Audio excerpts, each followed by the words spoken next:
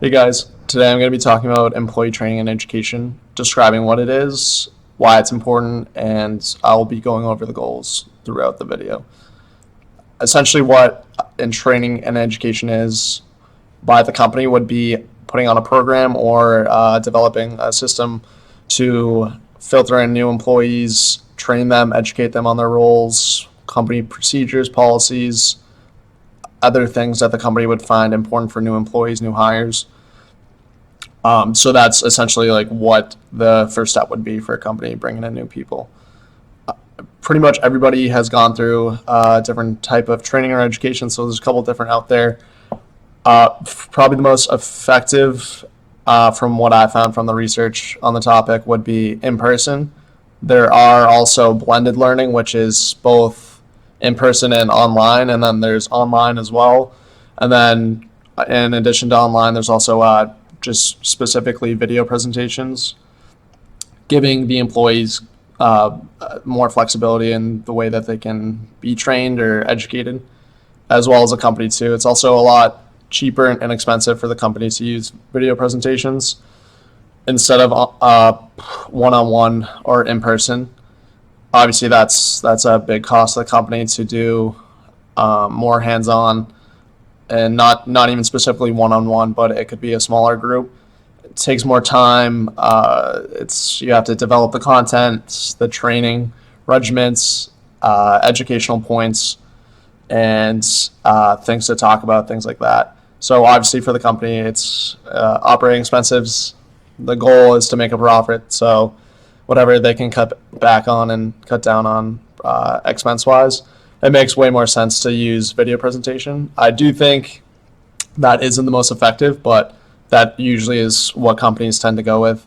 I don't think that was the intent for that to become industry norm across all different industries, but that's kind of the shift that happened, the new paradigm. So that's essentially where it is. I have seen just in the research recently that blended learning has become pretty popular. I don't know if it can rival video presentations just because it's so easy now.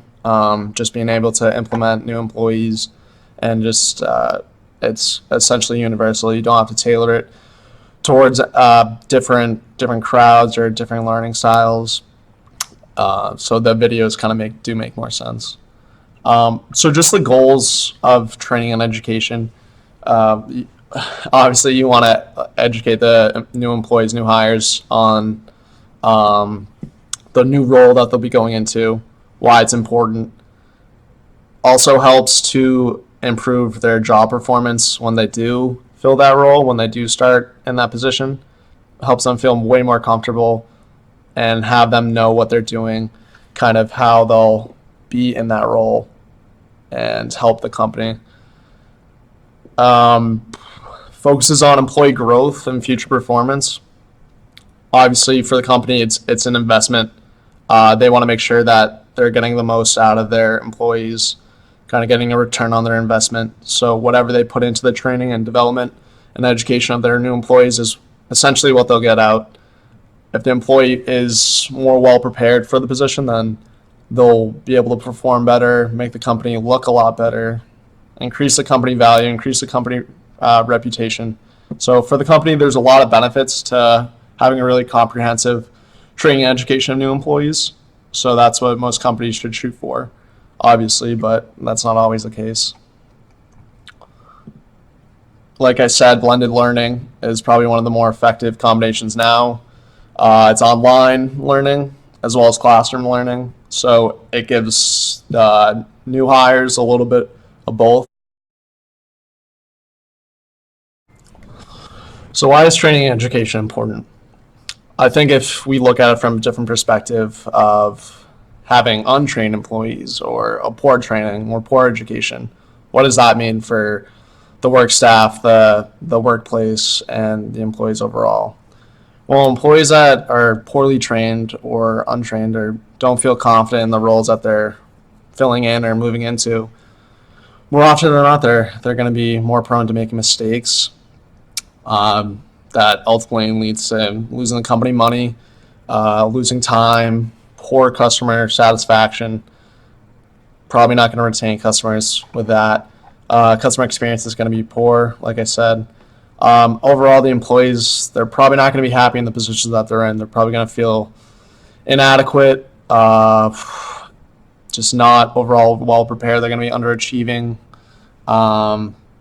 They're just not going to feel any work satisfaction. So the retention of employees will probably drop off, like I said. And so if they're underperforming, then they're going to become a liability to the company. So it kind of reverts back to obviously an investment that the company is making in to their employees as well as themselves with the training and development of the new staff that they're bringing in and the training regimen that they have in place.